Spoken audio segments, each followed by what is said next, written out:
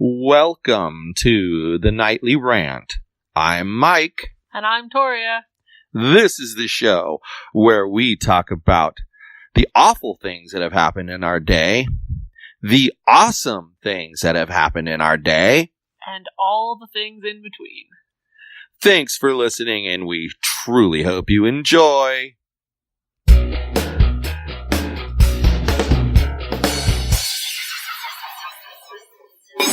So here we are, middle of the week, finally. Yay. It's half over. Pretty much. Huzzah. Woo! We got State Cup this weekend, though. But really... It's going to be a busy one. Really, Sunday's the busy day. Yeah. Saturday, it's just the one game, and it's early-ish. It was early enough. It's early-ish, but yeah, another hour earlier would have been good. Yep. Because then it would have been, what, 9, a game that starts at 9:45 instead of us arriving at 9:45. So yeah, that would have been my preferred solution to the schedule. Well, yeah, because then you still have the whole day open. Still actually do something with the day. Right, because like even Sunday is going to end pretty much close to the same time as Saturday does. Well, no. The game's at 12:15 on Sunday. 10:45 on Saturday. Yeah, but it's still by close. I mean, within a few hours. And yet there's 2 games on Sunday. Yeah, one of them's at the butt crack of dawn. We have to be there at the butt crack of dawn. How rude. I'm getting dirty looks from across the room. Rawr. So, I wanted to talk about how children tend to be a reflection of their parents. Oh, yeah? Well, first of all, do you agree with the basic statement or not? I agree 95%. What's the 5% you don't agree? Well, I also feel like they can be shaped by the people they hang out with. Okay, that makes sense. I'll stop and think about that for a minute, but yeah, that makes sense. I can buy that. Okay. So, I would say we're mostly in agreement there. Yeah. Mostly. So, then is it that people are delusional and they don't understand how they themselves act? Or what? I would say so. 99.74% of the time, people are too dumb to know how they act. So what you're saying is that more than likely, if someone acts like a total jerk, that they themselves don't really realize that they're acting like a total jerk. Precisely. Interesting. What's your opinion? I don't give people that credit. I think that they're mostly aware of their bad behavior, or at some point they become aware of their bad behavior. And then at that point, they have 2 choices. Okay. They can either make a change or keep going down the same path. But from that point forward, they can never deny knowing that they act like a jerk. Well, they can, but they'd be lying. Right. When I say you can never, I'm meaning truthfully and honestly. You can't deny that. Mm-hmm. And it's just, then they wonder why their children act a certain way.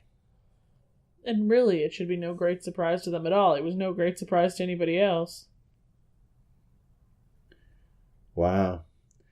LAPD requesting backup on a man with a gun on Cadillac Avenue and Charlton Avenue.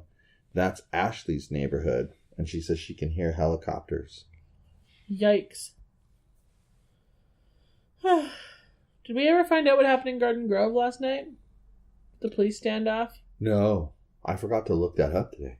Well, there was also a school shooting in Florida. 17 dead, I know. Yeah. Did you hear the guy set off the fire alarm? Mm-hmm. So he could mow people down? Yep. Scary thing is, that is what the Columbine kids had wanted to do. They wanted to set off an explosion in the crowded cafeteria and have everybody scatter, and they'd be waiting there with automatic weapons to mow them down. It wasn't angry past students, so you never know where they got their inspiration from. Well, yeah, that's what I'm saying. It's kind of what I'm alluding to. But it's like, I don't know, already the whole, he wasn't a terrorist, he was a homegrown, hateful person. He didn't belong to ISIS, he was a U.S. citizen. Terrorism isn't the problem. We need more gun control. And I'm like, there is gun control. Chicago has the strictest gun laws in the country, and it also has the highest number of gun murders. What does that tell you about gun control laws? I feel like gun control laws have to be more at a federal level than a state level, though. If they're going to have them, that they should be everybody under the same. But they are. All states do, and cities do, is make them more strict. Okay. They take the federal law, and then they say, okay, that's the federal law, but in our state, not only are we going to do that, but we're going to do this and this. And they're allowed to do that, because it's a republic. Uh-huh. And that's what they do to make it like, what's the word I'm thinking of? They make it more realistic. I don't know what the word I'm trying to say is. Anyway, I don't really feel like gun control laws need to be stricter, but I feel like they need to be different. Well, and I'm of the opinion they need to be enforced. Yeah, clearly personally, what the current people are doing is not working. Personally, I think if they actually enforced whatever laws that they had, they'd probably have an easier time. They'd probably have an easier time of it. Well, I don't disagree with you. I mean, and then, I've had conversations with Josh where he tells me, he's for covering up the loopholes. And, I mean, this is where I kind of had a revelation about 2 weeks ago. Mm-hmm. And it was over the whole government shutdown, thing. Oh, that bullshit. And I thought to myself, we need to change the way laws are made in this country, just a slight bit. And what I mean by that is the major part of the process would remain the same. Okay. But the lower level of the process, the actual build, would have to be changed. Because what they do now is, all right, we want to pass a tax cut. Right? Right. Okay, great. Well, if you want to pass a tax cut, we want this DACA. You're talking about how they pile shit together. Then, you want the DACA, and we want the top one. We want this thrown in there, and they start piling all this extra stuff. Meanwhile, there's the tax cut at the top, and all this other stuff. So when they vote, the public hears, they're voting on the tax cut. So they vote on the tax cut. It's yes. Guess what? The DACA thing goes through. The other thing goes through. This thing goes through. Right. That nobody even realized was going to go through. So you think everything in each bill should be completely on that topic. If I'm making a law about animal abuse, and everything in the law should be about animals. Of course, I'm going to need to detail what happens to dogs or cats. Mm-hmm. Or mistreating a horse versus a cow, because you got to define all that. Right? But those are all related to animals. It's not like, here, we got tax cut, but over here we're going to have immigration. What? Right. Why are those things together? It doesn't make any sense. The government's just trying to trick people and each other. Well, yeah, and it's like... I don't like it either. And then the thing about that is it's sort of like a game where they trick the other party into passing kind of an unpopular law. Right. And get all their little pet laws ratcheted in under it. Right? Right. So then they might get 5 good laws out of it, whereas the other guy's got the one big law. But then the rest of the people bitch and moan about it so loudly that Congress goes back and changes the law to tweak it. And now you didn't get anything out of it, and they got 5 things. Exactly. Because they tricked you. And that's the thing. It's interesting. Did you see the thing about the judge and what he had to say about the county? I only saw the headline. The dude is right on target. He said, first of all, what's interesting is the city of Anaheim has been trying to say that they have offered shelter beds to these people, and they have refused the service. What shelter beds?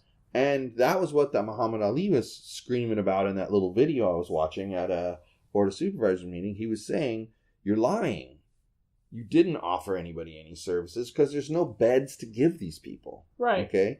Picture didn't happen. The judge literally said, you need to give them, like, motel vouchers.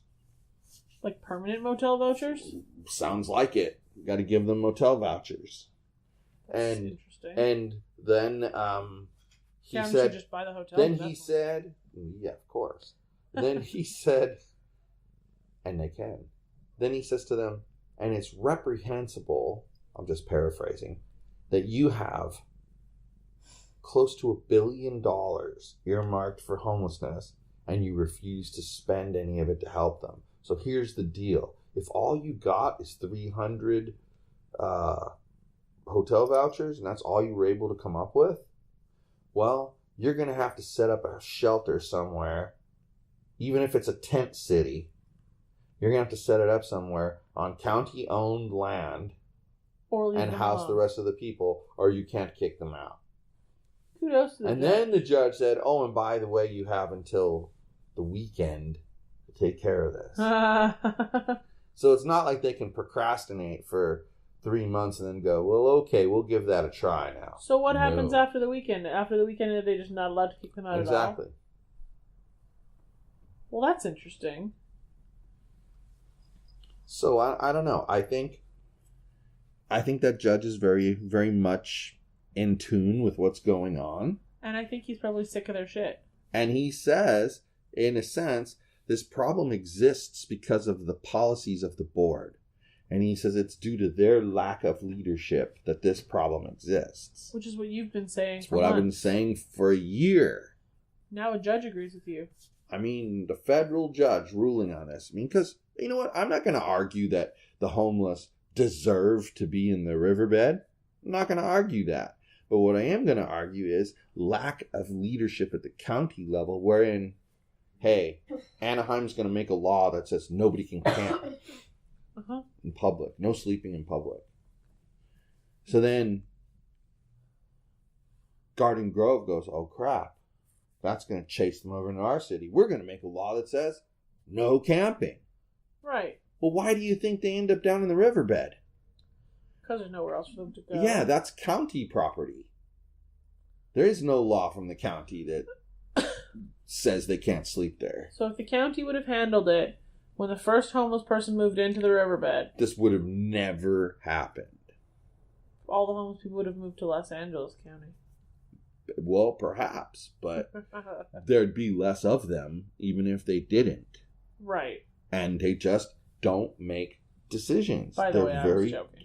They're very bad at making decisions. And I think spending taxpayers' money on things that are clearly politically driven is just flat out criminal. Oh, you mean like sending out mailers for a campaign event on the taxpayer dime? Yeah, sending out 16,000 mailers when there's only 50 seats. Yeah. I think Supervisor Steele should be required to answer to the public for that. Pay back the money, all that good stuff. Well, yeah, she's got $500,000 in campaign donations. Why does she need the county to pay for that mailer? She should pay for that mailer. Right. And in fact, I'm going to say right now, I demand that she does pay for the mailer out of her campaign funds. Mm-hmm. That's my stance on it. I mean, she's going to make some bullshit excuse about it not being a campaign event, but what the hell else would it be at this time of year? 2 people trying to run for re-election, and it's not a campaign event. Right. And if I was Todd Spitzer, I'd be angry as hell with her. Well, you never know. Maybe he is. Maybe he's plotting his public enragement. Because the bottom line is they've been board members together for 4 years. Right. So for her to back the existing district attorney when he's running clearly against that doesn't guy, like him. she clearly doesn't like him. That's, it's a slap in the face. This cat is obscene. The cat. Yeah, he can be. Sticking his butt in everybody's face. So that's what I think about that situation, is that they're kind of, I don't know, overkilling it. I don't know. Okay, I don't understand. All these people on all the community groups are like enraged about this homeless thing, and at the judge for telling the county they have to stop until they give them beds, blah, blah, blah, blah, blah, blah, blah. Why is nobody angry that Michelle Steele spent $16,000 on a campaign event that they had to pay for? Exactly, because people are sheep. I feel like I'm going to go on Nextdoor later and ask that question. Why is no one angry that Michelle Steele spent $16,000 of taxpayer money on a campaign event? Honey, be accurate. She didn't spend only $16,000. She mailed out 16,000 mailers. Whoops. For only 50 seats. And that means that if those mailers were even $2 a mailer, okay, that's $32,000 of taxpayer money. Has anything been published on how much they cost? I have not that I've seen yet. So I should just stick with 16,000 mailers? Yes. I'm going to do it when we get off this podcast. Just be careful to word it correctly, because I don't want to be defending incorrect words. Like the $16,000 isn't really true. I'll read it to you before I post it, okay. And then I'm not going to respond to anybody. Perfect. I'm just going to post it, and then I'm going to run away. You're going to hit and run. Exactly. I'm going to be just like Rosa Cruz. Rosa Cruz, you That's are my fitting. spirit animal. That's fitting. Very fitting. Very fitting. So, well, what went on in your day today? I've ranted enough. There wasn't a lot exciting for me. Today was less busy, so that was nice. Was it? Yeah. Got some fun news from my Canadian people. They told me about all the snow that they have. Yeah, that was a good. I'm sure there's some underlying drama there that I'll find out about eventually. Oh yeah, for sure. I just don't know how to find it out without being. Well, what's interesting to me? Unprofessional. But here's what's interesting to me. If all it was that he had a conversation with her and decided, I need you more of your time, so I don't want you working with her anymore. She's going to work directly with me, and you're going to work directly with me. She's going to do all my virtual stuff. You're going to do all my in-person stuff. If that was the case, she wouldn't have even been on the phone call today. Right.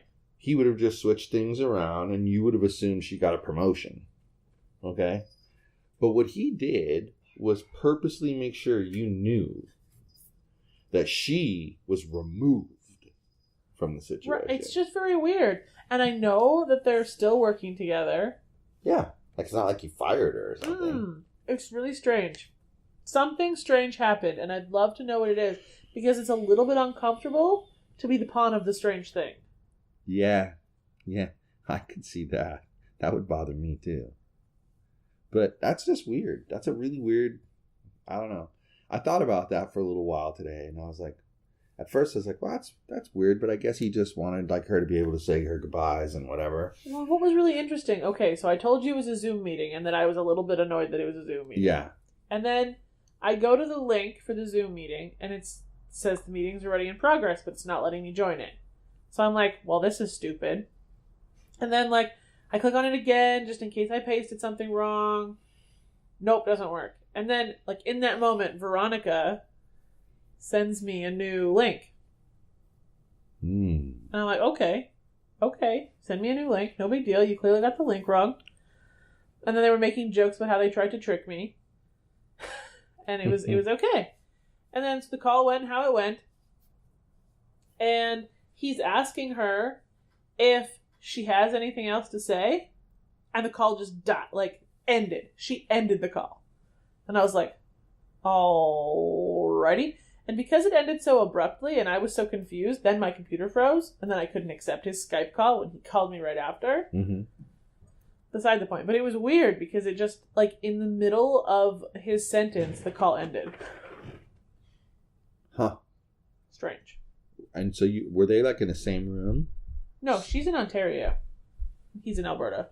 Okay, so they weren't in the same room. No. Okay. But she was I was thinking maybe they were in the same room, and then she disconnected the call. She was the owner of the Zoom meeting, so she ended the call and it kicked everybody in. Got it. You're talking. I see what you're saying. Got it. She ended the meeting. Okay. Yeah. It was interesting, to say the least. Well, yeah, that is something strange. Well, that is kind of interesting, and there is something strange going on. So, anyway, anything else? Not that I can think of. Did anything else happen today? Not that I can think of. I had a nap on the couch with the young dog. Yes, I saw that when I came home. Your hand was out. Your phone was dangling. I'm surprised it didn't hit the floor. The Yog of Dogs was coming and checking us out. I don't think I was asleep for very long, though. I have no idea. But it was cute. It was super cold out there at practice tonight. Was it? Mitch was warm enough, I think, though. Plus, because he was running around doing activities. You said exactly what I was going to say. He was running around. But, all right, well, let's boogie on out of here. Good night, everyone. Hasta la bye-bye.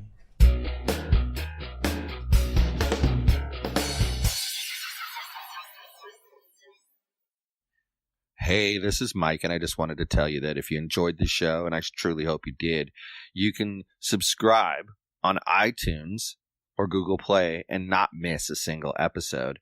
But if you happened to miss an episode and you didn't find it on Google Play or iTunes for some reason, you could go to our website, which is theNightlyRant.wordpress.com.